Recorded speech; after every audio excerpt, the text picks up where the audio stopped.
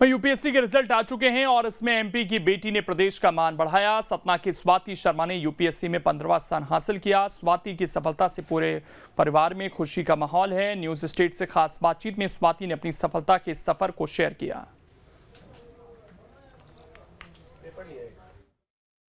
देश की सबसे कठिन परीक्षा को स्वाति शर्मा ने पास कर लिया है। पास भी ऐसी रैंक से जो एक छात्र के लिए सपना होता है। 15वीं रैंक से स्वाति शर्मा ने यूपीएससी टॉप किया है और इसके साथ अब वो जबलपुर में इस समय मेरे साथ में है और उन्होंने जबलपुर में रह की पढ़ाई की है। हमसे सीधे उनसे बातचीत करेंगे। वाकई एक बहुत बड़ा सपना होता है, खासकर जो यूपीएससी या प्रशासनिक सेवाओं में जाना चाहते हैं। कैसा लग रहा है आपको? पहली बहुत खुशी हो रही है। ये परिणाम ही ऐसा है कि खुशी का तो ठिकाना ही नहीं है सबका। कितनी मेहनत की आपने, कितना कठिन परिश्रम किया इसके लिए, क्या कहेंगे? जी, मेहनत तो बहुत की है। हर चीज़ में, पढ़ाई में, आना जाना, क्योंकि जबलपुर में सोर्सेज भी अवेलेबल नहीं होते हैं, तो बुक्स से लेके हर चीज़ मुझे दिल्ली से कोरियर करवाना पड़ता था। यहाँ आने में 2-3 दिन का समय लग जाता था।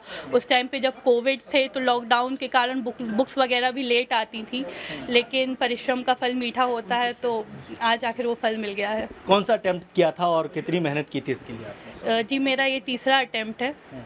मेहनत तो जायज़ बात है, यूपीएससी के लिए बहुत one of the toughest exams in the country बोला जाता है, तो मेहनत तो बहुत की थी।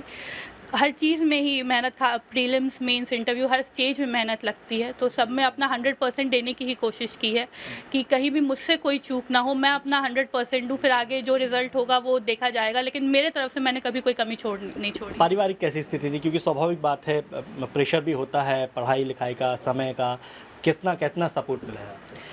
जी, जब मैंने स्टार्ट किया था तो हमारी फाइनेंशियल कंडीशन उतनी अच्छी नहीं थी कि मैं डेली अफोर्ड कर सकूं, लेकिन मेरे पेरेंट्स ने मेरी खुशी के लिए, क्योंकि मैं करना चाहती थी, मैंने इंजीनियरिंग किया, तो उसके बाद भी मेरे फैमिली ने कभी मुझ पर प्रेशर नहीं डाला कि मुझे प्राइवेट जॉब ही करनी चाहिए, या आज मैं 25 ईयर्स की हो गई हूँ तो शादी वगैरह कभी मेरे घर की तरफ से कोई प्रेशर नहीं था। उन्होंने मुझे हमेशा फ्रीडम दिया कि अपने डिसीजन मैं खुद ले सकती हूँ, जो मैं करना चाहूँ। अगर मैं मेहनत करने तैयार हूँ तो मेरे घर वालों ने बोला अगर तुम मेहनत करोगी तो हम तुम्हें हर तरह से सपोर्ट करेंगे, तो उन्होंने आखिर वही किया है।